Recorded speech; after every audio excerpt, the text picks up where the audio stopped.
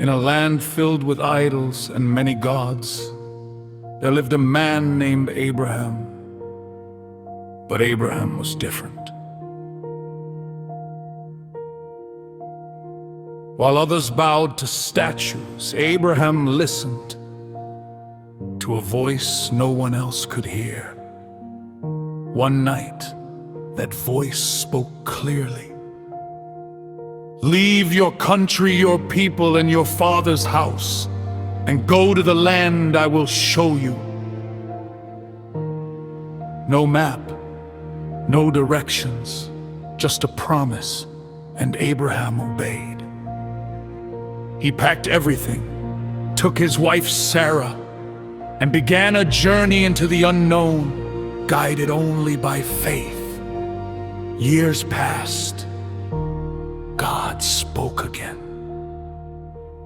"I will make you into a great nation, and through you all the earth will be blessed."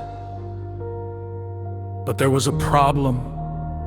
Abraham was old. Sarah was barren. The promise seemed impossible. Still, Abraham believed. One night, God took him outside and said,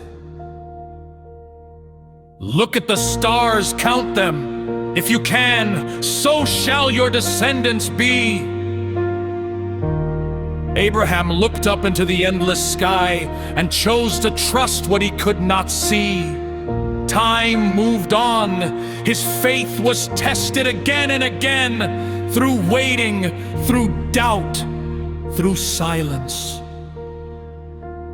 Then, when it seemed too late, the miracle came. Sarah gave birth to a son.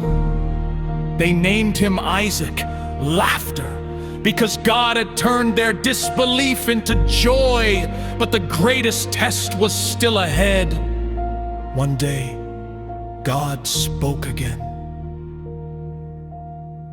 "Take your son, your only son Isaac, whom you love, and offer him as a sacrifice." The promise or obedience. Abraham's heart must have trembled, but he didn't argue. He rose early the next morning. Step by step, he climbed the mountain with Isaac beside him. "Father," Isaac asked, "we have the fire and the wood, but where is the lamb?" Abraham replied softly, "God will provide." At the top, Abraham built an altar. He bound his son, and just as he raised the knife, a voice thundered from heaven, "Abraham! Abraham! Do not lay a hand on the boy!" At that moment, a ram appeared, caught in a thicket. God had provided not just a sacrifice, but proof that faith is not about having all the answers. It's about trusting the one who does. From that day on, Abraham was known as the father of faith, not because his journey was easy, but because when God called, he believed.